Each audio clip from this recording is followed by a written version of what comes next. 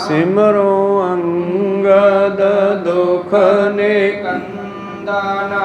गुरु अमरदास हृदय नित ध्याऊं, हृदय नित ध्याऊं। श्री गुरु रामदास गुण गाऊं। गुरु अर्जन विघ्न के नाशक, विघ्न के नाशक। श्री हर गोबिंद सुमत प्रकाशक। श्री हर राय नमो कर जोरी, नमो कर जोरी। श्री हर कृष्ण मनाऊं बहारी। गुरु तेग बहादुर परम कृपाला, परम कृपाला। श्री गुरु गोबिंद सिंह विसाला। करो तरा पर पुन पुन सीसा, पुन पुन सीसा। बंदो बार बार जगदीसा। एक ओंकार सतगुरु तेह प्रसाद सच होए। वाहिगुरु जी की फतेह है, विनाशन सोए। वाहिगुरु जी की फतेह है, विनाशन सोए। दोहरा तत छिन श्री प्रभु बार पहरायो। उदर पठान छतरो को फरायो। ऊंची तुन भाख्यो तिस बेरे। है को सिंह हमारे नेरे। वाहिगुरु जी का खालसा, वाहिगुरु जी की फतेह। आओ गुरु प्यारे, गुरु सवारे, सतसंगी जनो, रोजाना की तरह पातशाह जी की अपार किरपा बख्शिश का सदका पिछले पहरां दे दीवान सजाउंदे होए आप जी गुरु चरनां विखे हाजरियां लवा रहे हो। आओ रोजाना की तरह लड़ीवार इतिहास की कथा विचार नाल जुड़ना करिए जी।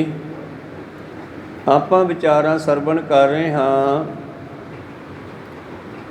धन धन श्री गुरु गोबिंद सिंह महाराज जी ने जो पैंदे खां दे पोतरे पठान गुल खां नूं समां दिता, जानी जान सतगुर नूं ये पता सी कि इस नूं वजीदे खान ने भेजिया है। जंगां दे विच तां सानूं ये शहीद कर नहीं सके। हुण ये इस बच्चे दे कोलों चाहुंदे है कि भुलेखे दे नाल ये बच्चे दे कोलों ये काम करवाया जाए। नोट लिखते हैं भाई साहब भाई वीर सिंह जी, असल विच कहंदे ये वजीदे ने भेजिया सी, पर उधर वजीदा मारिया गया। बंदा सिंह बहादुर ने उसका खात्मा कर दिता। नहीं तो ये माँ पुत का इन्नी दूर नंदेड़ साहब जाण दा कोई काम ही नहीं। ये दोने माँ पुत सतगुरां दे मगर इसे करके गए कि असल दे विच इन्हां दा ख्याल सी कि इस ते किसी ने शक नहीं करना। पर धन गुरु गोबिंद सिंह जानी जान सतगुरां नूं पता लग्या भी ये साडे ते वार करन वास्ते आया, ते इहनूं भी फिर वार दा समां दे ही दिओ जिवें साडे दादे ने इहदे दादे नूं दिता। ते सतगुरां ने आप उस नूं वार दा समां भी दिता, उस नूं शास्त्र भी दिता, ते एक खंजर उस नूं दे दिता म्यान चों कढ के, ते एक अपने कोल रखिया। ते पातशाह जी नूं पता सी जदों मैं इस नूं इतना कहांगा तो ये जरूर वार करेगा। जे ये वार करेगा फिर साडा भी फर्ज बनता वार करन दा, ताकि इहदा भी खात्मा हो जाए। पैंदे खान की वंश इत्थों तक पहुँची है। तो गुरु प्यारिओ सतगुरु पातशाह जी ने दूसरा खंजर अपने हत्थ विच फड़ के रखिया होया है। ते जदों ही पैंदे खान दे इस पोतरे गुल खां ने पातशाह जी दे पहली बार खंजर मारना चाहया, डर गया, हथ चों खंजर डिग पिया। दूजी बार मारना चाहया तो खंजर जिहड़ा सी वो पातशाह जी दे बांह दे कोल दी टप के मंजे ते लग गया।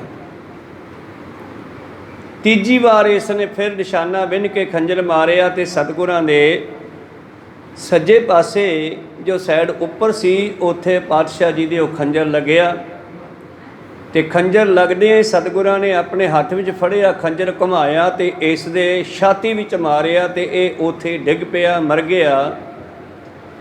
ਔਰ ਸਤਿਗੁਰਾਂ ਨੇ ਆਵਾਜ਼ ਮਾਰੀ, ਕੋਈ ਸਿੰਘ ਹੈ ਨੇੜੇ? ਤੇ ਨੇੜੇ ਇੱਕ ਲੱਖਾ ਸਿੰਘ, ਸੰਤੋਖ ਸਿੰਘ ਆਦਿ ਇਹ ਸਿੰਘ ਸਨ। ਭੱਜਿਆ ਆਇਆ ਲੱਖਾ ਸਿੰਘ ਨੇ ਵੇਖਿਆ ਪਠਾਨ ਦੇ ਹੱਥ ਵਿੱਚ ਖੰਜਰ ਹੈ ਤੇ ਲੈਂਦਿਆਂ ਉਸਨੇ ਤਲਵਾਰ ਚਲਾਈ ਤੇ ਵੈਸੇ ਤਾਂ ਉਹ ਡਿੱਗ ਹੀ ਪਿਆ ਸੀਗਾ, ਪਰ ਉਹਨੇ ਉਹਦੀ ਧੌਣ ਵੀ ਲਾਹ ਦਿੱਤੀ। ਇਹ ਸਾਰੇ ਖੰਜਰ ਦੇ ਕੋਲ, ਪਠਾਨ ਦੇ ਕੋਲ ਇਕੱਠੇ ਹੋ ਗਏ। ਇੱਕ ਸਿੰਘ ਭੱਜ ਕੇ ਸੰਤੋਖ ਸਿੰਘ ਗਿਆ ਪਾਤਸ਼ਾਹ ਜੀ ਦੇ ਵੱਲ, ਮਾਰੇ ਕੀ ਗੱਲ ਹੋ ਗਈ? ਤੁਹਾਨੂੰ ਕਿਹਾ ਸੀਗਾ ਇਹਨਾਂ ਪਠਾਨਾਂ ਦਾ ਕੋਈ ਭਰੋਸਾ ਨਹੀਂ, ਤੇ ਪਾਤਸ਼ਾਹ ਵੀ ਕਿਹੜਾ ਅਣਜਾਣ ਹੈ, ਭੁੱਲਣ ਅੰਦਰ ਸਭ ਕੋ ਅਭੁੱਲ ਗੁਰੂ ਕਰਤਾਰ। ਪਰ ਇਹਦਾ ਵੀ ਹਿਸਾਬ ਕਿਤਾਬ ਕਰਕੇ ਹੀ ਜਾਣਾ ਸੀ ਲੱਗਦਾ ਸਤਿਗੁਰ ਨੇ। ਤਾਂ ਗੁਰੂ ਪਿਆਰਿਓ, ਇਸ ਪਠਾਨ ਨੂੰ ਵੀ ਮਾਰ ਦਿੱਤਾ, ਗੁਲ ਖਾਨ ਨੂੰ। ਸਤਿਗੁਰਾਂ ਦੇ ਫਿਰ ਕੋਲ ਜਾ ਕੇ ਸਿੰਘ ਨੇ ਦੇਖਿਆ ਕਿ ਮੰਜੇ 'ਤੇ ਖੂਨ ਪਿਆ, ਚਾਦਰ ਭਿੱਜੀ ਪਈ ਹੈ, ਸਤਿਗੁਰਾਂ ਦੇ ਵਸਤਰ ਜੋ ਚਿੱਟੇ ਰੰਗ ਨੇ ਪਹਿਨੇ ਸੀ ਉਹ ਵੀ ਲਾਲ ਹੋ ਗਏ।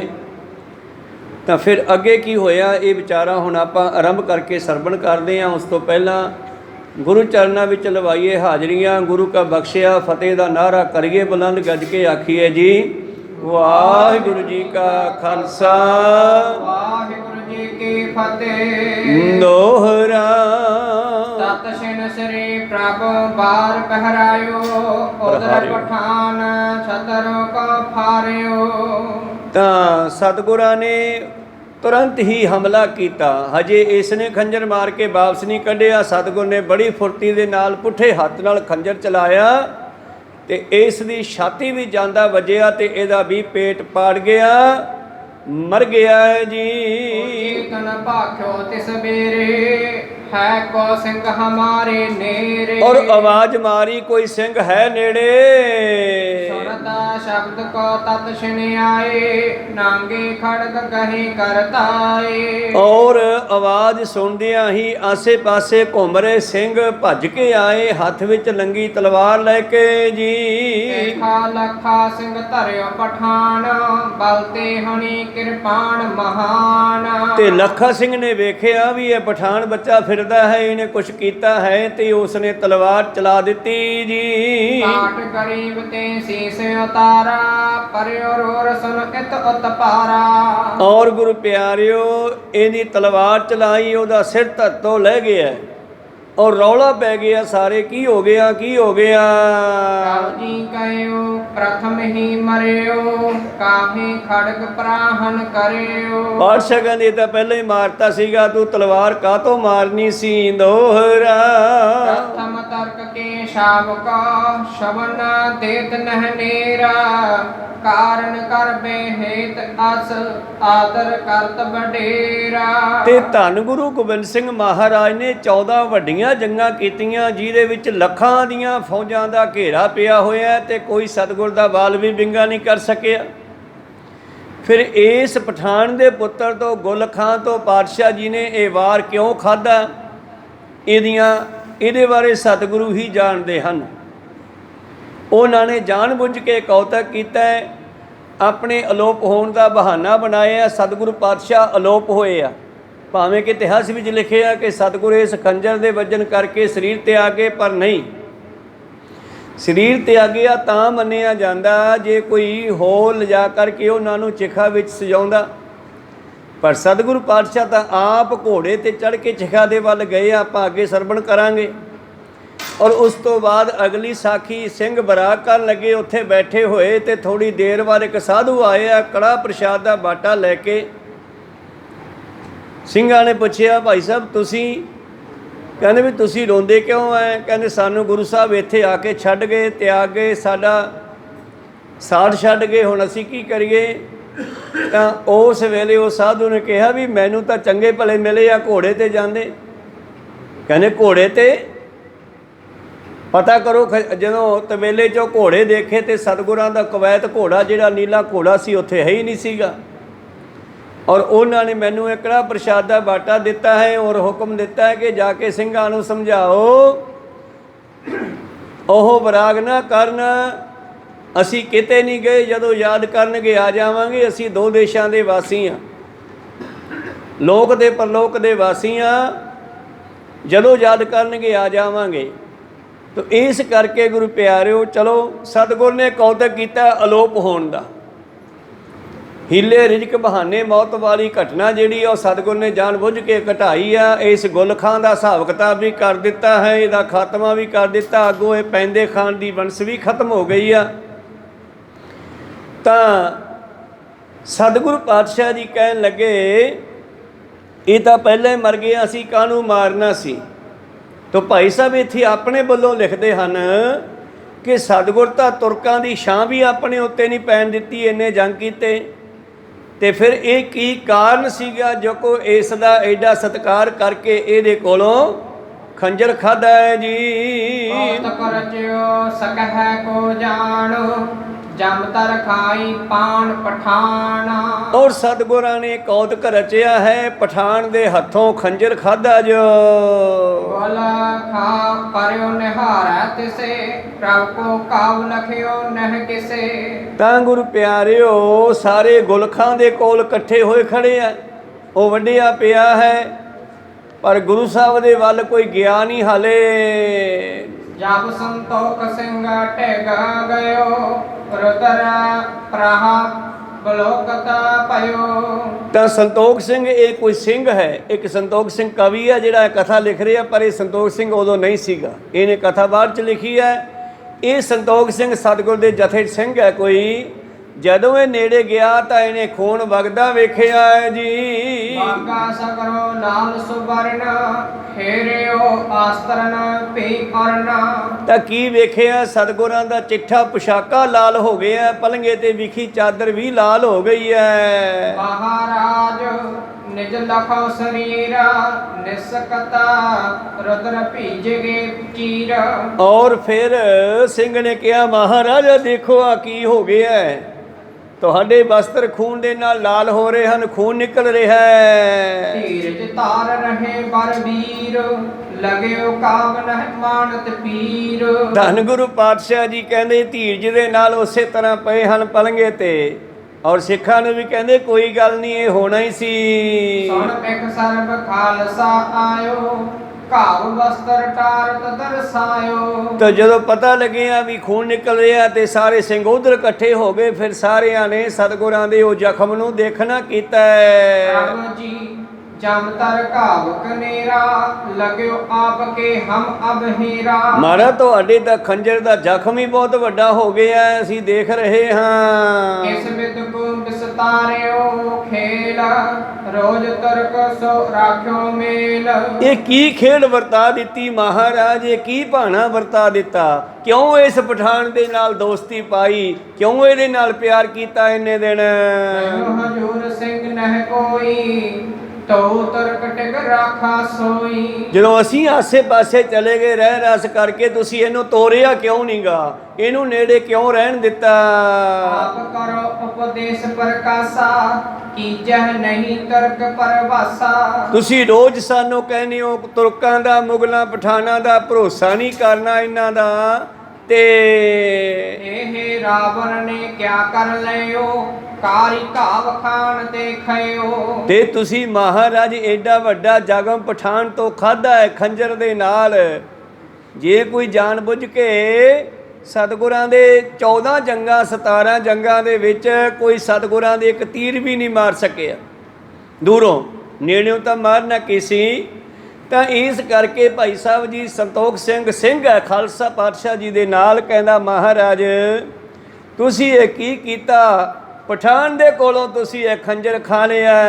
ਸਿੰਘ ਸੰਤੋਖ ਸਿੰਘ ਤੇ ਆਦ, ਹੇਰ ਹੇਰ ਸਭ ਲਹੇ ਵਿਖਾਦ। ਔਰ ਸਾਰੇ ਸਿੰਘ ਦੁਖੀ ਹੋ ਰਹੇ ਆ, ਭੱਜ ਦੌੜ ਕਰ ਰਹੇ ਆ ਵੀ ਕੀ ਕੀਤਾ ਜਾਵੇ, ਜ਼ਖਮ ਨੂੰ ਕਿਵੇਂ ਬੰਦ ਕੀਤਾ ਜਾਵੇ, ਖੂਨ ਵਹਿ ਰਿਹਾ ਹੈ। ਤੇਰਾ ਦੇਨ ਕੋ ਗੁਰੂ ਉਚਾਰੀ, ਭਇਓ ਅਕਾਲ ਪੁਰਖ ਰਖਵਾਰੀ। ਕੋਈ ਨਹੀਂ ਸਿੰਘੋ, ਚਿੰਤਾ ਨਾ ਕਰੋ, ਸਾਡਾ ਅਕਾਲ ਪੁਰਖ ਰਖਵਾਲਾ ਹੈ। ਕਰੋ ਨ ਚਿੰਤਾ ਚਿਤ ਮਹਿਕਾਈ, ਘਾਵ ਅਲਪ ਅਸਕੇਤ ਸਹਾਈ। ਕੋਈ ਨਹੀਂ, ਛੋਟਾ ਹੀ ਜ਼ਖਮ ਹੈ, ਅਸਕੇਤ ਕਹਿੰਦੇ ਆ ਪਰਮੇਸ਼ਰ ਨੂੰ।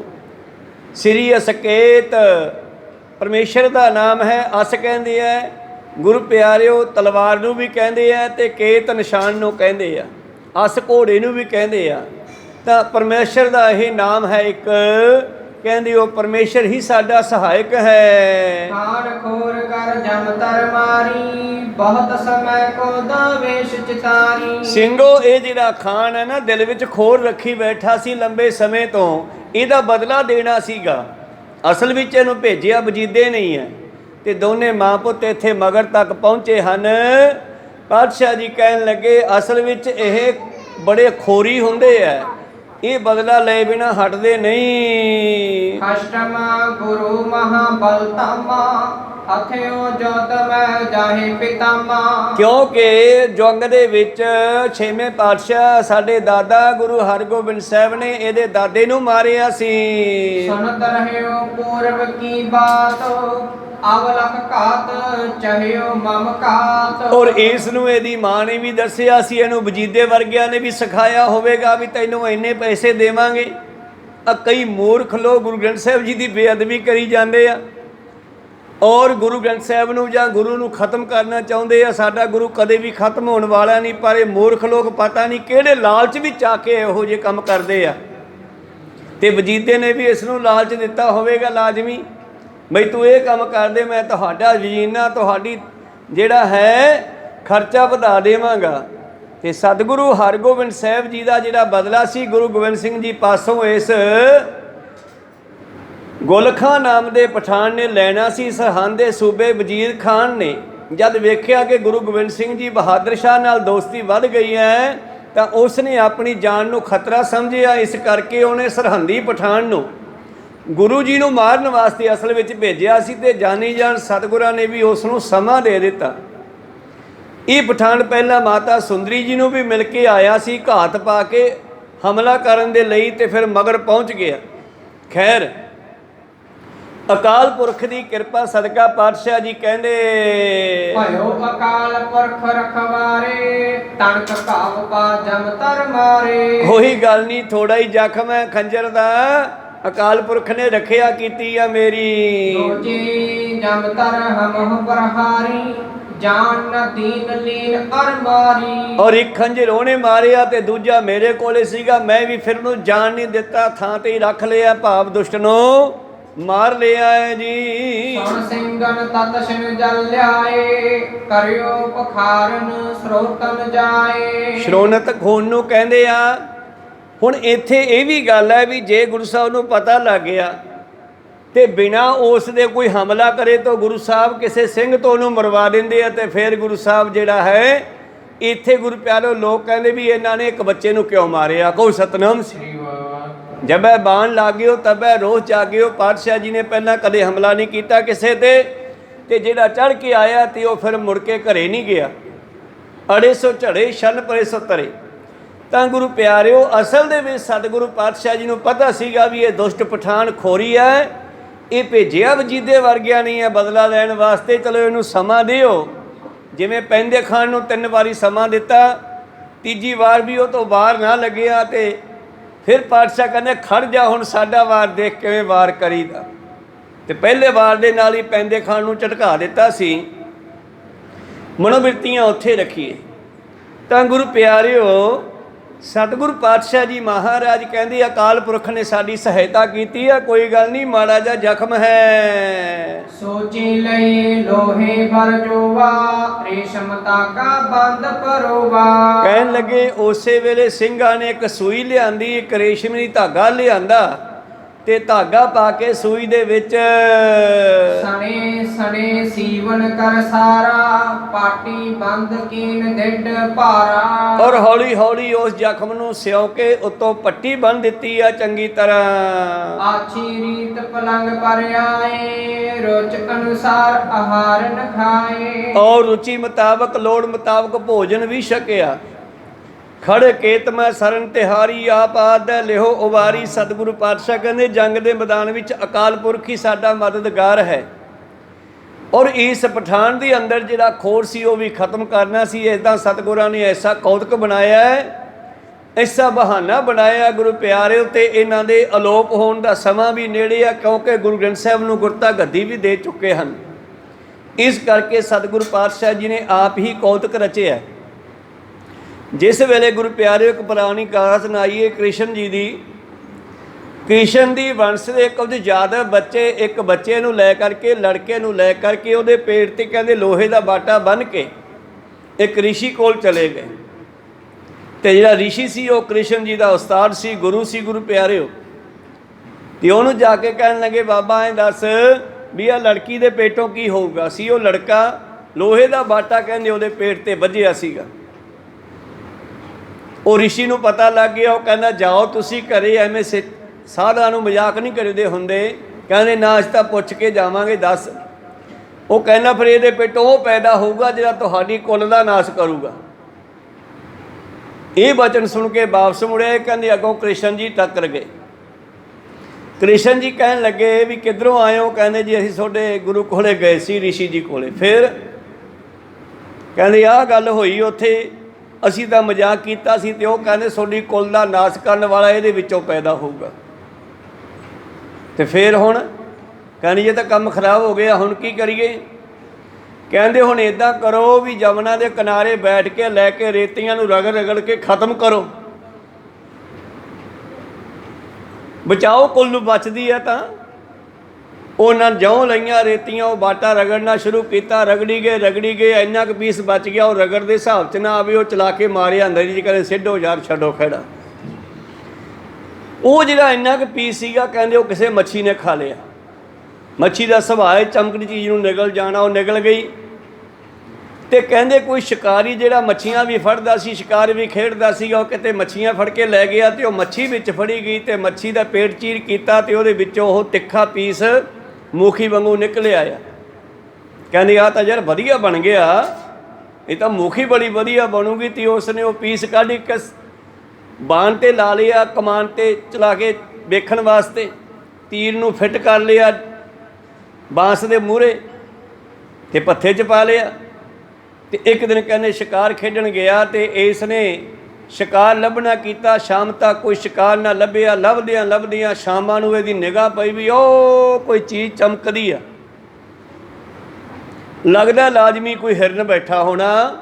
कहंदे इसने निशाना सिन्निया ते तीर मारिया तो तीर जाके वो चमकदी चीज़ ते लग्या। पर जद कोल गया तो की बैठा है वेखदा उत्थे कृष्ण जी कल्ले ही दरख्त दे नाल ढूई ला के गोडे ते ऐ पैर धर के पए सी ते उन्हां दे पैर ते पद्म दा निशान चमकदा सीगा। कल्ले कृष्ण जी बचे सी, कुल इन्हां दी पहला खत्म हो गई। इन्हां ने कोई फंक्शन कीता, समागम कीता जमुना दे किनारे ते। उहदे विच इन्हां जादवां ने बड़ियां शराबां पीतीआं। गुरु प्यारिओ ते उत्थे शराबां पी के लड़ पे। तो कहते जमुना के किनारे ते सर उगरिया होया सीगा, बहुत ज़्यादा तिखा ते जहरीला। ये भी दसदे आ उन्हां इतिहास विच भी वो सर जिहड़ा है उत्थे ही उगरिया जिथे उन्होंने वो बाटा घसाया सी, सारा रगड़िया सी। जदों लड़ पे तो वो सर पट पट के एक दूजे दे मारे, वो जहरीला सी ते काफ़ी जादव जिहड़े सन उस नदी विच मर मर के डिग गए। कृष्ण कल्ला रह गया। उन कृष्ण ने वो ऋषि का बचन पूरा करने वास्ते आ जिहड़ी बची हुई मूखी सी ये ऋषि दे बचना सदका कृष्ण दे हिस्से आउणी सी। ते जिस वेले शिकार चक्कन गया भी शिकार मारिया गया होना, मूखी बच गई आ। गां कृष्ण जी बैठे आ ते पैर नूं पलोस रहे आ, तीर वज्जिया होया पैर विच। ते फिर वो शिकारी हत्थ बन कहना मारा तो गलती हो गई, मैनूं कहा तुसीं बैठे सी। कहंदे नहीं ये भी अपना हिसाब किताब सीगा पुराना, ये भी असीं तैथों खानी सी मूखी, असीं भी जाना ते तैनूं भी नाल ही लैके जावांगे। तो इस करके गुरु प्यारिओ सतगुरु पातशाह जी के कौतक नूं सतगुरु जाणदे आ। नानक दीआं गुझियां रमजां नूं बेसमझ जमाना की जाने। भावें कि वजीदे ने भेजिया सीगा पर सतगुरु पातशाह जी ने उन्होंने समा दे दिता भी किते ये ना होवे ये कहे कि मेरा टाइम नहीं लग्या, लै भी आ जा मित्र। जब तीजा वारे ने मारे बखी वाले पासे खंजर वज गया तो पातशाह जी ने दूजा खंजर कढ़ के मैन चो हत्थ विच फड़िया होया सीगा ते घुम के उसकी छाती च मारिया तो उत्थे ही मारिया गया। सिंह ने आके उसकी धौन भी कट दी है, झटका दिता उत्थे ही। तो फिर गुरु प्यारिओ सतगुरु पातशाह जी के जख्म नूं सिउंता गया ਉਤੋਂ ਚੰਗੀ ਤਰ੍ਹਾਂ ਕੱਪੜੇ ਪਰਨੇ ਨਾਲ ਬੰਨਣਾ ਕੀਤਾ, ਪ੍ਰਸ਼ਾਦਾ ਪਾਣੀ ਛਕਿਆ ਤੇ ਆਰਾਮ ਕਰਨ ਲੱਗੇ ਜੀ। ਸਪਤਾ ਰਾਤ ਬੀਤੀ ਹੋਏ ਪ੍ਰਾਤੇ, ਲਿਖੇ ਖਾਲਸੇ ਮਿਲ ਕਰ ਪਾਤੇ। ਔਰ ਰਾਤ ਜਿਹੜੀ ਆ ਇਹਨਾਂ ਨੇ ਬਤੀਤ ਕੀਤੀ ਆ ਤੇ ਇਹਨਾਂ ਖਾਲਸਿਆਂ ਨੇ, ਭਾਵ ਸਿੰਘਾਂ ਨੇ ਮਿਲ ਕੇ ਇੱਕ ਚਿੱਠੀ ਲਿਖੀ ਆ। ਸ਼ਾਹੂ ਬਹਾਦਰ ਢਿੱਗ ਸਦ ਪਠੀ, ਹੋਤਾ ਨਿਕਟਾ ਅਤ ਖੋਲਤ ਬਠੀ। ਬਹਾਦਰ ਸ਼ਾਹ ਥੋੜੇ ਦਿਨ ਪਹਿਲਾਂ ਹੀ ਤਾਂ ਤੁਰਿਆ ਸੀ, ਆਗਿਆ ਲੈ ਕੇ ਨੇੜੇ ਕਿਤੇ ਸੀਗਾ, ਚਿੱਠੀ ਭੇਜੀ। ਚਿੱਠੀ 'ਚ ਲਿਖਿਆ ਵਈ ਤੇਰੇ ਇੱਕ ਪਠਾਨ ਨੇ ਸਤਿਗੁਰਾਂ ਦੇ ਖੰਜਰ ਮਾਰ ਦਿੱਤਾ ਹੈ। ਇਹ ਕਿਆ ਭਇਓ ਰਹਿਓ ਬਿਸਮਾਏ, ਤਰਤ ਜਹਾਰਨ ਕੋ ਬੁਲਵਾਏ। ਜਰਾਹ ਹੁੰਦੇ ਹਨ ਤੋਪੇ ਲਾਉਣ ਵਾਲੇ। ਡਾਕਟਰ ਸਾਰੀ ਪੁਰਾਣੀ ਬੋਲੀ ਦਾ ਸ਼ਬਦ ਹੈ ਇਹ, ਦੇਸੀ ਬੋਲੀ ਦਾ ਜਰਾਹ।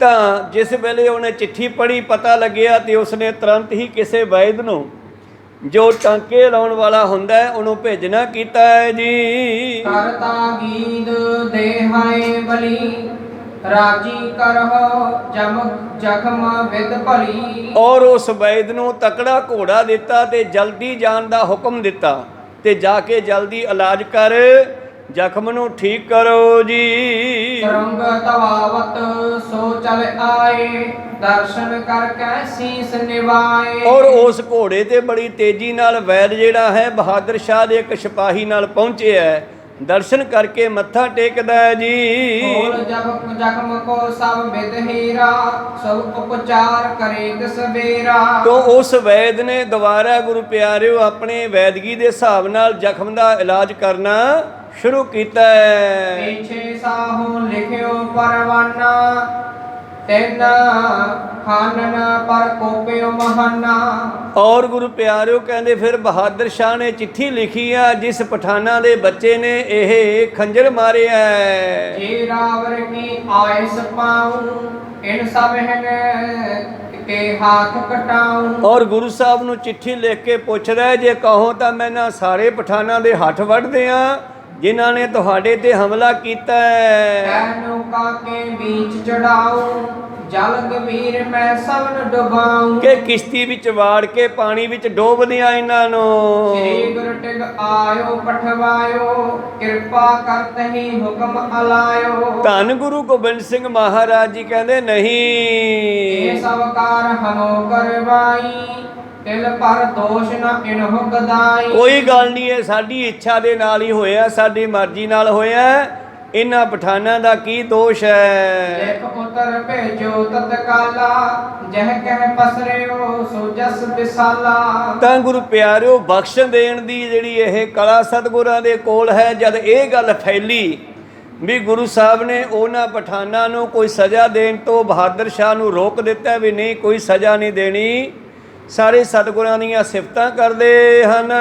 ਸਤਿਗੁਰ ਖੋਟਨ ਪਰ ਉਪਕਾਰੀ, ਮਹਾ ਕਿਰਪਾਲ ਤੀਰ ਤਰ ਭਾਰੀ। ਬਈ ਸਤਿਗੁਰੂ ਦੇਖੋ, ਜੇ ਚਾਹਣ ਤਾਂ ਖੋਟਿਆਂ ਉੱਤੇ ਵੀ ਕਿਰਪਾ ਕਰਦਾ। ਸਤਿਗੁਰ ਖੋਟਿਓਂ ਖਰੇ ਕਰੇ, ਖੋਟਿਓਂ ਖਰੇ ਵੀ ਕਰ ਲੈਂਦਾ ਹੈ ਤੇ ਖੋਟਿਆਂ ਦੇ ਉੱਤੇ ਕਿਰਪਾ ਵੀ ਕਰ ਦਿੰਦਾ ਹੈ। ਸਤਿਗੁਰੂ ਸ੍ਰੀ ਗੁਰੂ ਅਮਰਦਾਸ ਮਹਾਰਾਜ ਜੀ ਨੇ ਜੇ ਸਾਧ ਨੇ ਦੂਜੇ ਪਾਤਸ਼ਾਹ ਜੀ ਨੂੰ ਖਡੂਰ ਸਾਹਿਬ ਚੋਂ ਕਢਵਾ ਦਿੱਤਾ ਸੀਗਾ, ਗੁਰੂ ਅਮਰਦਾਸ ਮਹਾਰਾਜ ਜੀ ਨੇ ਉਸ ਨੂੰ ਸਜ਼ਾ ਦਵਾਈ ਤੇ ਫਿਰ ਚੌਥੇ ਪਾਤਸ਼ਾਹ ਜੀ ਦਾ ਸਮਾਂ ਆਇਆ ਤੇ ਸਤਿਗੁਰੂ ਪਾਤਸ਼ਾਹ ਜੀ ਕਹਿੰਦੇ ਕੋਈ ਗੱਲ ਨਹੀਂ, ਇਹਨਾਂ ਦੀ ਕੀ ਗਲਤੀ ਹੈ, ਇਹਨਾਂ ਦੇ ਕਰਮ ਹੀ ਇਹੋ ਜਿਹੇ ਆ, ਇਹਨਾਂ ਦੇ ਭਾਗ ਹੀ ਇਹੋ ਜਿਹੇ ਆ।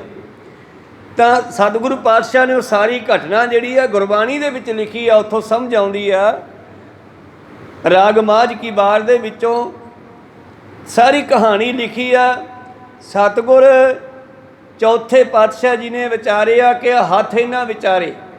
ਤੀਜੇ ਪਾਤਸ਼ਾਹ ਜੀ ਨੇ ਉਸ ਸਾਧ ਨੂੰ ਸਜ਼ਾ ਦਵਾਈ ਜਿਸ ਨੇ ਦੂਜੇ ਪਾਤਸ਼ਾਹ ਜੀ ਨੂੰ ਪਿੰਡ ਵਿੱਚੋਂ ਕਢਾਤਾ ਸੀਗਾ ਵੀ ਜੇ ਮੀਂਹ ਨਹੀਂ ਪਵਾ ਸਕਦੇ ਤੇ ਸਾਡਾ ਪਿੰਡ ਛੱਡ ਕੇ ਚਲੇ ਜਾਓ, ਅਸੀਂ ਪਵਾ ਦਿਆਂਗੇ।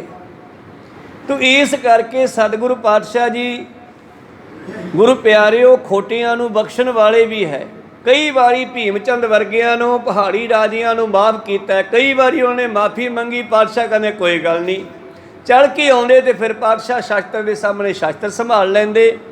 ਇਸ ਕਰਕੇ ਪਾਤਸ਼ਾਹ ਜੀ ਦੀ ਇਸ ਦਰਿਆ ਦਿਲੀ ਨੂੰ ਲੈ ਕੇ ਸਾਰੇ ਲੋਕ ਸਲਾਹੁਣ ਲੱਗੇ। ਉਤੇ ਜਰਾਹੋ ਸਮਤ ਪਾਤਸ਼ਾਹੀ ਕਰ ਉਪਚਾਰ ਥਰੇ ਪ੍ਰਭ ਪਾਹੀ। ਤੋ ਇਹ ਜਿਹੜਾ ਜਰਾ ਸੀ, ਜਿਹੜਾ ਵੈਦ ਸੀਗਾ, ਇਹ ਰਾਜ ਵੈਦ ਸੀਗਾ।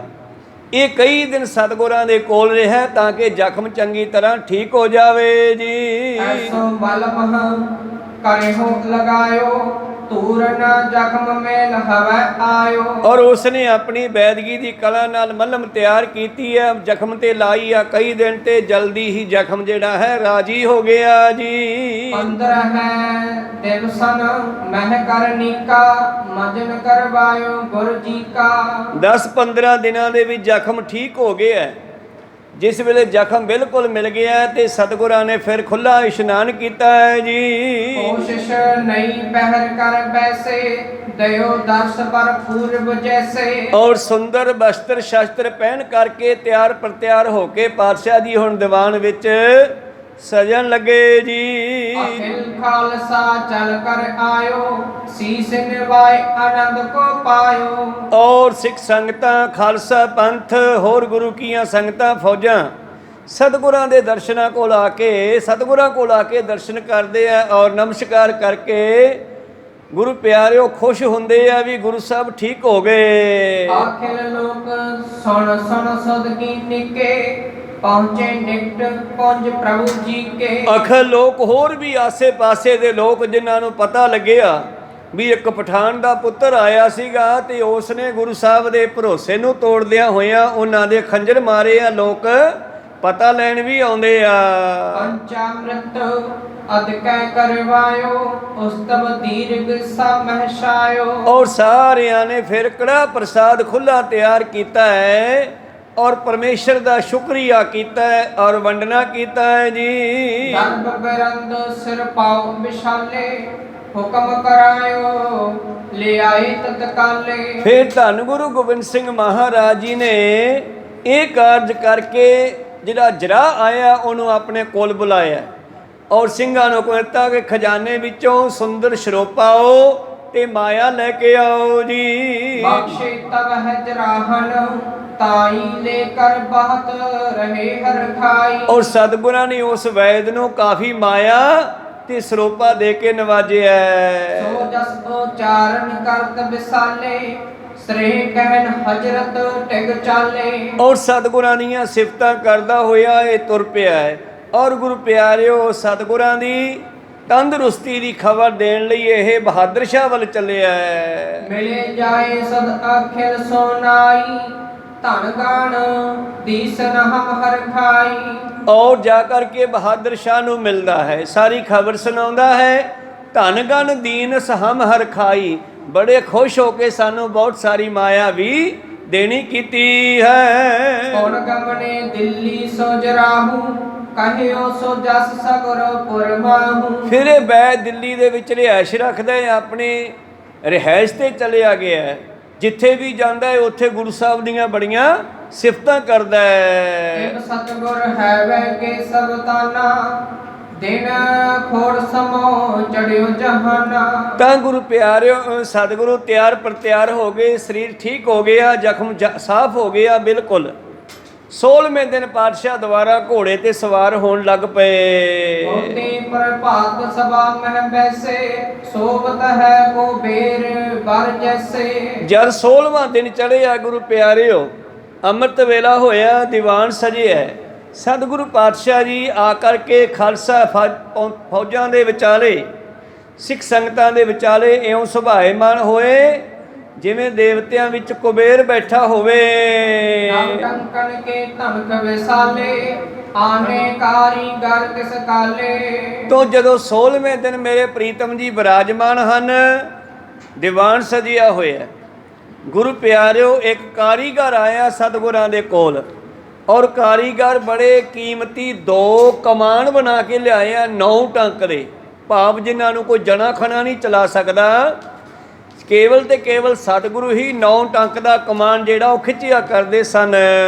ਫੇਰਤ ਗੁਰੂ ਹਰਖ ਕੋ ਪਾਇਓ ਦੀਰਘ ਦਰਫ ਈਮਾਨ ਦਿਵਾਇਓ। ਤਾਂ ਗੁਰੂ ਪਿਆਰਿਓ ਸਤਿਗੁਰੂ ਪਾਤਸ਼ਾਹ ਬੜੇ ਖੁਸ਼ ਹੋਏ ਔਰ ਖੁਸ਼ ਹੋ ਕੇ ਉਹ ਕਮਾਨ ਉਹਦੇ ਕੋਲੋਂ ਖਰੀਦ ਲਏ, ਕਿਉਂਕਿ ਵਪਾਰੀ ਵੀ ਸਤਿਗੁਰਾਂ ਕੋਲੇ ਇਸੇ ਕਰਕੇ ਆਉਂਦੇ ਸੀ ਕਿ ਗੁਰੂ ਸਾਹਿਬ ਨਾ ਮੁੱਲ ਤੋਂ ਵੀ ਦੁੱਗਣੇ ਤਿੱਗਣੇ ਪੈਸੇ ਦੇ ਦਿੰਦੇ ਖੁਸ਼ੀ ਦੇ ਵਿੱਚ ਆ ਕੇ। ਤਾਂ ਇਹ ਸੀ ਦੋ ਬਹੁਤ ਸੁੰਦਰ ਕਮਾਨ ਬਣਾ ਕੇ ਲਿਆਏ, ਗੁਰੂ ਸਾਹਿਬ ਨੇ ਪਸੰਦ ਕੀਤੇ ਔਰ ਫਿਰ ਸਤਿਗੁਰਾਂ ਨੇ ਉਹਨਾਂ ਨੂੰ ਬਹੁਤ ਸੁੰਦਰ ਮਾਇਆ ਇਨਾਮ ਦੇ ਰੂਪ 'ਚ ਦੇਣੀ ਕੀਤੀ ਜੀ। ਕੀਰਤ ਗੁਰੂ ਹਰਖ ਕੋ ਪਾਇਓ, ਦੀਰਘ ਦਰਗ ਇਮਾਨ ਦਿਵਾਇਓ। ਤਾਂ ਗੁਰੂ ਪਿਆਰਿਓ ਉਸ ਨੂੰ ਮਾਇਆ ਦੇ ਰੂਪ ਦੇ ਵਿੱਚ ਬਹੁਤ ਸਾਰਾ ਇਨਾਮ ਦੇਣਾ ਕੀਤਾ ਹੈ ਜੀ। ਸਰਬ ਸ਼ਸਤਰ ਨਿਤ ਨਿਕਟਰ ਖਾਵਤ, ਪੁੱਛਪ ਧੂਪ ਚੰਦਨ ਚਰਚਾਵਤ। ਤੋ ਖਾਲਸਾ ਪੰਥ ਵਿੱਚ ਦੋ ਚੀਜ਼ਾਂ ਦੀ ਹੀ ਪੂਜਾ ਹੁੰਦੀ ਹੈ, ਇੱਕ ਸ਼ਸਤਰ ਦੀ, ਇੱਕ ਧੰਨ ਸ਼੍ਰੀ ਗੁਰੂ ਗ੍ਰੰਥ ਸਾਹਿਬ ਮਹਾਰਾਜ ਜੀ ਦੀ। ਤਾਂ ਗੁਰੂ ਪਿਆਰਿਓ ਸ਼ਸਤਰ ਤੋਂ ਬਗੈਰ ਵੀ ਬੰਦਾ ਕਿਸੇ ਕੰਮ ਦਾ ਨਹੀਂ। ਕੋ ਕਿਸੀ ਕੋ ਰਾਜ ਨਾ ਦੇ ਹੈ, ਜੋ ਲੈ ਹੈ ਨਿਜ ਬਲ ਪਰ ਲੈ ਹੈ। ਛੇਵੇਂ ਪਾਤਸ਼ਾਹ ਜੀ ਦੇ ਕੋਲ ਵੀ ਆ ਕੇ ਸੰਗਤਾਂ ਨੇ ਕਹਿਣਾ ਕਿ ਮਹਾਰਾਜ ਸਾਨੂੰ ਫਲਾਣਿਆਂ ਨੇ ਰਸਤੇ ਵਿੱਚ ਲੁੱਟ ਲਿਆ, ਸਾਡਾ ਆਹ ਖੋਹ ਲਿਆ, ਸਾਡਾ ਉਹ ਖੋਹ ਲਿਆ। ਪਾਤਸ਼ਾਹ ਨੇ ਕਹਿਣਾ ਤੁਸੀਂ ਸ਼ਸਤਰ ਕਿਉਂ ਨਹੀਂ ਰੱਖਦੇ? ਅੱਜ ਵੀ ਸਾਨੂੰ ਸ਼ਸਤਰਧਾਰੀ ਹੋਣ ਦੀ ਲੋੜ ਹੈ, ਕੇਵਲ ਰਵਾਇਤੀ ਹੀ ਨਹੀਂ, ਸਾਨੂੰ ਗੁਰੂ ਪਿਆਰਿਓ ਹਰ ਤਰ੍ਹਾਂ ਦੇ ਸ਼ਸਤਰ ਰੱਖਣੇ ਚਾਹੀਦੇ ਆ, ਕਿਉਂਕਿ ਖਾਲਸਾ ਪੰਥ ਜਿਹੜਾ ਗੁਰੂ ਕੀ ਫੌਜ ਹੈ, ਅਕਾਲ ਪੁਰਖ ਦੀ ਫੌਜ ਆ। ਤਾਂ ਗੁਰੂ ਪਾਤਸ਼ਾਹ ਜੀ ਦਾ ਇਹ ਹੁਕਮ ਹੈ ਸਾਨੂੰ ਸ਼ਸਤਰ ਰੱਖਣ ਦੀ। ਨਿਹੰਗ ਸਿੰਘ ਫੌਜਾਂ ਨੇ ਉਹ ਸਾਰਾ ਵਿਰਸਾ ਸੰਭਾਲਿਆ ਹੋਇਆ, ਆਪਣੇ ਕੋਲ ਹਰ ਤਰ੍ਹਾਂ ਦੇ ਸ਼ਸਤਰ ਰੱਖਦੇ ਹਨ। ਤੇ ਗੁਰੂ ਪਿਆਰਿਓ ਆਮ ਇੱਕ ਕਹਾਵਤ ਮੈਂ ਪੁਰਾਣੇ ਸਮੇਂ ਸੁਣੀ ਸੀ, ਸੋਟੀ ਢੀਹੇ ਬਿਨਾ ਤੁਰੀਏ ਨਾ ਰਾਤ ਨੂੰ, ਟਿੱਚਰ ਨਾ ਕਰੀਏ ਮਰਾਸੀ ਜਾਤ ਨੂੰ। ਬਈ ਰਾਤ ਬਰਾਤੇ ਵੀ ਕਿਧਰੇ ਜਾਣਾ, ਹੱਥ ਵਿੱਚ ਬੰਦੇ ਦੇ ਸੋਟੀ ਡਾਂਗ ਕੋਈ ਜ਼ਰੂਰ ਹੋਣੀ ਚਾਹੀਦੀ ਹੈ, ਕਿਤੇ ਕੁੱਤਾ ਹੀ ਪੈ ਜਾਵੇ ਤੇ ਲੱਤ ਪਾੜ ਦੇਗਾ। ਜੇ ਹੱਥ ਵਿੱਚ ਸੋਟੀ ਫੜੀ ਹੋਵੇ ਤੇ ਕੁੱਤੇ ਤੋਂ ਬਚਤਾ ਹੋ ਜੂ। ਤਾਂ ਸਤਿਗੁਰੂ ਪਾਤਸ਼ਾਹ ਛੇਵੇਂ ਪਾਤਸ਼ਾਹ ਜੀ ਨੇ ਸੰਗਤਾਂ ਨੂੰ ਫਿਰ ਸ਼ਸਤਰਧਾਰੀ ਹੋਣ ਦਾ ਹੁਕਮ ਦਿੱਤਾ ਸੀਗਾ। ਜਿਸ ਵੇਲੇ ਸੰਗਤਾਂ ਨੂੰ ਦੋ ਵਾਰੀ ਰਸਤੇ ਵਿੱਚ ਪਠਾਨਾਂ ਨੇ ਲੁੱਟਿਆ, ਇੱਕ ਵਾਰੀ ਘੋੜਾ ਖੋਇਆ, ਘੋੜੇ ਖੋਏ ਦੋ, ਤੇ ਇੱਕ ਵਾਰੀ ਗੁਰੂ ਪਿਆਰਿਓ ਦਸ਼ਾਲੇ ਖੋਏ ਸੰਗਤਾਂ ਦੇ ਕੋਲੋਂ। ਤੇ ਸੰਗਤਾਂ ਨੇ ਆ ਕੇ ਛੇਵੇਂ ਪਾਤਸ਼ਾਹ ਨੂੰ ਦੱਸਿਆ। ਛੇਵੇਂ ਪਾਤਸ਼ਾਹ ਕਹਿੰਦੇ ਐ ਨਹੀਂ ਗੱਲ ਬਣਨੀ, ਕਿਉਂਕਿ ਪੰਜਵੇਂ ਪਾਤਸ਼ਾਹ ਦੀ ਸ਼ਹੀਦੀ ਤੋਂ ਬਾਅਦ ਹੀ ਸਤਿਗੁਰਾਂ ਨੂੰ ਪਤਾ ਸੀ ਕਿ ਹੁਣ ਜਿਹੜਾ ਹੈ ਮਾਲਾ ਫੇਰਨ ਵਾਲਿਆਂ ਨੂੰ ਸ਼ਸਤਰ ਵੀ ਰੱਖਣਾ ਪੈਣਾ, ਨਹੀਂ ਤਾਂ ਲੋਕਾਂ ਨੇ ਮਾਲਾ ਵੀ ਨਹੀਂ ਫੇਰਨ ਦੇਣੀ। ਤੇ ਸਤਿਗੁਰੂ ਪਾਤਸ਼ਾਹ ਨੇ ਸਿੱਖ ਸੰਗਤ ਨੂੰ ਹੁਕਮ ਦਿੱਤਾ ਸੀਗਾ ਬਈ ਸ਼ਸਤਰਧਾਰੀ ਹੋਵੋ ਤੇ ਹੋਣਾ ਚਾਹੀਦਾ। ਗੁਰੂ ਕਿਰਪਾ ਕਰਨ। ਸਤਿਗੁਰੂ ਪਾਤਸ਼ਾਹ ਸ਼ਸਤਰਾਂ ਨੂੰ ਬੜਾ ਪਿਆਰ ਕਰਦੇ ਆ। ਨੰਦੇੜ ਸਾਹਿਬ ਵਿਖੇ ਜਦੋਂ ਦੀਵਾਨ ਸਜਦਾ ਹੈ, ਜਿੱਥੇ ਇੱਕ ਪਾਸੇ ਸਤਿਗੁਰ ਦਾ ਆਸਣ ਲੱਗਦਾ ਹੈ, ਉੱਥੇ ਨਾਲ ਹੀ ਸ਼ਸਤਰਾਂ ਦਾ ਆਸਣ ਵੀ ਲੱਗਦਾ। ਸ਼ਸਤਰਾਂ ਦੀ ਬੜੀ ਪੂਜਾ ਅਰਚਾ ਹੁੰਦੀ ਹੈ, ਸਭ ਨੂੰ ਬੜਾ ਸਤਿਕਾਰ ਕਰਦੇ ਆ। ਔਰ ਆਪ ਜੀ ਅੱਜ ਵੇਖਦੇ ਹੋ ਜਿੱਥੇ ਪਾਤਸ਼ਾਹ ਜੀ ਦਾ ਸਥਾਨ ਹੈ ਨੰਦੇੜ ਸਾਹਿਬ, ਉੱਥੇ ਗੁਰੂ ਪਿਆਰੋ ਸੈਂਟਰ ਦੇ ਵਿੱਚ ਦਰਬਾਰ ਸਾਹਿਬ ਦੇ ਵਿੱਚ ਕਿਤਨੇ ਸ਼ਸਤਰ ਰੱਖੇ ਹੋਏ ਆ ਪੁਰਾਤਨ ਸਾਰੇ, ਉਹ ਸਿੰਘਾਂ ਦੇ ਸਮੇਂ ਨੇ, ਗੁਰੂ ਸਾਹਿਬ ਦੇ ਸਮੇਂ ਨੇ। ਤਾਂ ਖੈਰ ਸਤਿਗੁਰੂ ਪਾਤਸ਼ਾਹ ਜੀ ਨੇ ਇਹ ਦੋ ਕਮਾਨ ਵੀ ਸਜਾ ਦਿੱਤੀ ਇਹਨਾਂ ਸ਼ਸਤਰਾਂ ਦੇ ਵਿੱਚ। ਜਿੱਥੇ ਹੋਰ ਸ਼ਸਤਰ ਸਜਾਉਂਦੇ ਨੇ ਉੱਥੇ ਦੋਨੇ ਕਮਾਨਾਂ ਨੂੰ ਵੀ ਰੱਖਦੇ ਹਨ ਤੇ ਉਹਨਾਂ ਦੇ ਉੱਤੇ ਫੁੱਲ ਚੜਾਉਂਦੇ, ਧੂਪ ਬੱਤੀ ਕਰਨੀ, ਉਹਨਾਂ ਦੀ ਸਾਫ਼ ਸਫਾਈ ਕਰਾਉਣੀ। ਗੁਰੂ ਪਿਆਰਿਓ ਜਿੱਥੇ ਗੁਰੂ ਪਿਆਰਿਓ ਵਿਸ਼ਵਕਰਮਾ ਡੇ ਦੁਨੀਆ ਮਨਾਉਂਦੀ ਆ, ਮਿਸਤਰੀ ਲੋਕ ਜਿੱਥੇ ਆਪਣੀਆਂ ਮਸ਼ੀਨਾਂ ਦੀ ਪੂਜਾ ਅਰਚਨਾ ਕਰਦੇ ਆ, ਉੱਥੇ ਖਾਲਸਾ ਪੰਥ ਸ਼ਸਤਰਾਂ ਦੀ ਪੂਜਾ ਕਰਦਾ। ਬਿਨ ਸ਼ਸਤਰੰਗ ਨਰੰਗ ਭੇਡ ਜਾਨੋ, ਸ਼ਸਤਰਾਂ ਤੋਂ ਬਗੈਰ ਤਾਂ ਬੰਦਾ ਜਿਹੜਾ ਭੇਡ ਦੀ ਨਿਆਈ ਆ। ਗਹੋ ਕੰਨ ਤਾਹੇ ਕਿਤੇ ਲੈ ਸਧਾਨੋ, ਸ਼ਸਤਰ ਵਾਲਾ ਬੰਦਾ ਉਹਨੂੰ ਕੰਨ ਫੜ ਕੇ ਕਿਤੇ ਵੀ ਲੈ ਜਾਵੇ। ਇਸ ਕਰਕੇ ਸ਼ਸਤਰਧਾਰੀ ਹੋਣਾ ਬੜਾ ਜ਼ਰੂਰੀ ਆ। ਗੁਰੂ ਕਿਰਪਾ ਕਰਨ ਸਾਨੂੰ ਸਤਿਗੁਰਾਂ ਦਾ ਵਿਰਸਾ ਸੰਭਾਲਣ ਦਾ। ਗੁਰੂ ਪਿਆਰਿਓ ਬਲ ਬਖਸ਼ਣ ਔਰ ਸਮਰਥ ਬਖਸ਼ਣ। ਅੱਗੇ ਚੱਲੀਏ। ਸਤਿਗੁਰੂ ਪਾਤਸ਼ਾਹ ਜੀ ਨੇ ਇਹ ਦੋਨੇ ਕਮਾਨ ਲੈ ਕੇ 9 ਟੰਕ ਦੇ, ਟੰਕ ਦਾ ਮਤਲਬ ਜਿਨ੍ਹਾਂ ਨੂੰ ਖਿੱਚਣ ਦੇ ਉੱਤੇ ਇੰਨਾ ਜ਼ੋਰ ਲੱਗੇ ਜਿੰਨਾ 2.5 ਕੁਆਂਟਲ ਵੇਟ ਚੱਕਣ ਦੇ ਜ਼ੋਰ ਲੱਗਦਾ। ਇੱਕ ਟੰਕ ਨੂੰ ਖਿੱਚਣ ਤੇ ਇੰਨਾ ਜ਼ੋਰ ਲੱਗਦਾ ਜਿੰਨਾ 25 ਕਿਲੋ ਵਜਨ ਚੱਕੀਏ ਦੋਨਾਂ ਹੱਥਾਂ ਨਾਲ। 10 ਟੰਕ ਨੂੰ ਖਿੱਚਣ ਤੇ ਫਿਰ ਇੰਨਾ ਜ਼ੋਰ ਲੱਗੂ ਜਿੰਨਾ 2.5 ਕੁਆਂਟਲ ਖਿੱਚੀਏ। ਇਹ ਹੈਗੇ 9 ਟੰਕ ਦੇ। ਤਾਂ ਇੰਨਾ ਸਤਿਗੁਰੂ ਪਾਤਸ਼ਾਹ ਜੀ ਦੇ ਕੋਲ ਇਹਨਾਂ ਸ਼ਸਤਰਾਂ ਦਾ ਪਿਆਰ ਹੈ। ਉਹਨਾਂ ਦੋ ਧਨੁੱਖਾਂ ਨੂੰ ਵੀ ਸਤਿਗੁਰਾਂ ਨੇ ਖਰੀਦ ਲਿਆ, ਉਹਨਾਂ ਨੂੰ ਬੇਅੰਤ ਮਾਇਆ ਦਿੱਤੀ ਔਰ ਆਪਣੇ ਸ਼ਸਤਰਾਂ ਦੇ ਖਜ਼ਾਨੇ ਵਿੱਚ ਸਜਾ ਦਿੱਤੇ ਜੀ। ਮਹਿ ਦੋਣ ਸਰਾਸਨ ਧਰੇ, ਡੇਡਾ ਦਰਾਜ ਦੀਖਤ ਬਰ ਕਰੇ। ਹੁਣ ਸ਼ਸਤਰਾਂ ਵਿੱਚ ਪਏ ਇਹ ਦੋਨੇ ਧਨੁੱਖ ਸਭ ਤੋਂ ਵੱਡੇ ਵੱਡੇ ਦਿਖਾਈ ਦਿੰਦੇ ਆ। ਹੈ ਵੀ ਵੱਡੇ ਔਰ ਹੈ ਵੀ ਭਾਰੀ, ਖਿੱਚਣ ਦੇ ਵਿੱਚ ਵੀ ਤਕੜੇ ਹਨ। ਕਾਤਕ ਮਾਸ ਅਮਾਵਸ ਨਿਸਮ ਹੈ, ਦੀਪ ਮਾਲ ਕਰ ਕਰ ਜਿਸ ਕਿਸਮ ਹੈ। ਹਾਂ, ਕੱਤਕ ਦੀ ਮੱਸਿਆ ਜਦੋਂ ਆਉਂਦੀ ਹੈ, ਦੁਨੀਆ ਦੇ ਵਿੱਚ ਦੀਵਾਲੀ ਮਨਾਈ ਜਾਂਦੀ ਹੈ, ਘਰ ਘਰ ਦੇ ਵਿੱਚ ਕਿਰਤ ਸਨੇਹ ਜਲਾਏ ਵਿਸਾਲਾ, ਬਿਗਤ ਬਿਦਨ ਤਰ ਦੀਪਕ ਮਾਲਾ। ਦੁਨੀਆ ਦੀਵਾਲੀ ਮਨਾਉਂਦੀ ਹੈ, ਪਰ ਇਧਰ ਗੁਰੂ ਸਦਨ ਕੇ ਚੌਦਿਸ ਜੋਤ, ਪਾ ਪ੍ਰਕਾਸ਼ ਦਿਨ ਮਨਹੁ ਉਦੋਤ। ਤਾਂ ਇਧਰ ਗੁਰੂ ਨਾਨਕ ਦੇ ਘਰ ਵਿੱਚ ਵੀ ਗੁਰੂ ਪਿਆਰਿਓ ਕੱਤਕ ਦੀ ਮੱਸਿਆ ਵਾਲੇ ਦਿਨ ਕਹਿੰਦੇ ਉਸੇ ਤਰ੍ਹਾਂ ਬੇਅੰਤ ਪ੍ਰਕਾਸ਼ ਕੀਤਾ ਗਿਆ ਹੈ। ਔਰ ਪੰਚਾਮ੍ਰਿਤ ਕਰਵਾਏ ਵਰਤਾਏ, ਉਸਤਵ ਚਰਚਿਓ ਅਨੰਦ ਸਮੁਦਾਏ। ਔਰ ਬੜਾ ਉਤਸਵ ਹੁੰਦੇ ਆ ਗੁਰੂ ਪਿਆਰਿਓ, ਸਮਾਗਮ ਰਚਿਆ ਗਿਆ, ਕੜਾ ਪ੍ਰਸ਼ਾਦ ਬਣਾਇਆ ਗਿਆ, ਵਰਤਾਇਆ ਗਿਆ। ਬਿਤਿਓ ਸੋ ਦਿਨ ਪ੍ਰਤਪਦਾ ਬਿਤਾਈ, ਜਮ ਦੁਤੀਆ ਉਤਦਿਓ ਗਿਰਹਰਾਈ। ਤਾਂ ਅਗਲਾ ਦਿਨ ਚੜ੍ਹਿਆ ਜਿਹਨੂੰ ਦੁਨੀਆ ਵਿਸ਼ਕਰਮਾ ਡੇ ਕਹਿੰਦੀ ਆ। ਤਾਂ ਦੀਵਾਲੀ ਤੋਂ ਬਾਅਦ ਉਹ ਦਿਨ ਆਉਂਦਾ ਹੈ ਜਦੋਂ ਅਗਲਾ ਦਿਨ ਆਇਆ। ਸੁੰਦਰ ਤੰਬੂ ਇਕ ਲਗਵਾਇਓ, ਬੀਚ ਚੌਬੇ ਸਥਿਤ ਉਸਾਇਓ। ਤਾਂ ਇੱਕ ਤੰਬੂ ਲਾਇਆ, ਵਿੱਚ ਦੋ ਚੋਬੇ ਸਥਿਤ ਸਜਾਇਓ। ਦੋ ਚੋਬਾ ਕੀ ਹੁੰਦਾ ਭਲਾ? ਦਚੋਬਾ ਹੁੰਦਾ ਬਾਂਹ ਜਿਹਦੇ ਉੱਤੇ ਸਰੀਆ ਲੱਗੇ ਆ ਤੇ ਤੰਬੂ ਨੂੰ ਤਾਂ ਚੱਕਣ ਵਾਸਤੇ ਹੁੰਦਾ। ਭਾਵ ਦੋ ਬਾਂਸਾਂ ਦੇ ਉੱਤੇ ਇੱਕ ਤੰਬੂ ਦੀ ਲਗਵਾਉਣਾ ਕੀਤਾ ਹੈ। ਔਰ ਚੌਦਿਸ ਮੈਂ ਕਨਾਤ ਤਨਵਾਈ, ਰੰਗਾ ਰੰਗ ਫਰਸ਼ ਤਿਸ ਛਾਈ। ਔਰ ਉਸ ਦੇ ਗੁਰੂ ਪਿਆਰਿਓ ਚਾਰ ਛਪੇਰੇ ਕਨਾਤ ਲਵਾ ਦਿੱਤੀ ਹੈ, ਰੰਗ ਬਰੰਗੀ। ਪੁਰਾਣੀਆਂ ਕਨਾਤਾਂ ਤੇ ਪੁਰਾਣੀਆਂ ਚਾਨਣੀਆਂ ਵਿਆਹਾਂ ਵਾਲੀਆਂ ਆਪਾਂ ਦੇਖਦੇ ਸੀ ਕਿਵੇਂ ਰੰਗ ਬਰੰਗੀਆਂ ਟਾਕੀਆਂ ਜੋੜੀਆਂ ਹੁੰਦੀਆਂ। ਤਾਂ ਉਹੀ ਭਾਈ ਸਾਹਿਬ ਨੇ ਲਿਖਿਆ ਕਿ ਚਾਰ ਛਪੇਰੇ ਉਹਦੇ ਰੰਗ ਬਰੰਗੀ ਕਨਾਤ ਲਾਉਣੀ ਕੀਤੀ ਹੈ। ਏਮ ਕਰਕੇ ਚੌਦਿਸ ਤਰਕਾਈ, ਆਪ ਸਥਿਰ ਪਏ ਬੀਚ ਗੁਸਾਈ। ਔਰ ਗੁਰੂ ਪਿਆਰਿਓ ਸਤਿਗੁਰੂ ਪਾਤਸ਼ਾਹ ਜੀ ਨੇ ਇਹ ਤੰਬੂ ਲਵਾ ਕੇ ਤੇ ਆਪ ਉਸ ਦੇ ਅੰਦਰ ਚਲੇ ਗਏ ਜੀ। ਬੀਚ ਪ੍ਰਵੇਸ਼ ਭਏ ਤਿਸ ਜਾਏ, ਰਛਕ ਦੂਰ ਦੂਰ ਬੈਠਾਏ। ਔਰ ਸਤਿਗੁਰੂ ਪਾਤਸ਼ਾਹ ਜੀ ਨੇ ਕਹਿੰਦੇ ਬਾਕੀ ਸਿੰਘਾਂ ਨੂੰ ਦੂਰ ਬਿਠਾ ਦਿੱਤਾ ਤੇ ਆਪ ਜੀ ਉਸ ਤੰਬੂ ਦੇ ਵਿੱਚ ਇਕਾਂਤ ਵਿੱਚ ਇਕੱਲੇ ਬੈਠੇ ਹਨ। ਅੱਜ ਜਾਮ ਏਕ ਲਗ ਥੀਰੇ ਹੋ ਖਰੇ, ਅੰਤਰ ਨੈ ਪਰਵੇਸ਼ ਕੋ ਕਰੇ। ਸਿੰਘਾਂ ਦਾ ਪਹਿਰਾ ਲਵਾ ਦਿੱਤਾ ਵੀ ਕੋਈ ਅੰਦਰ ਨਾ ਆਵੇ।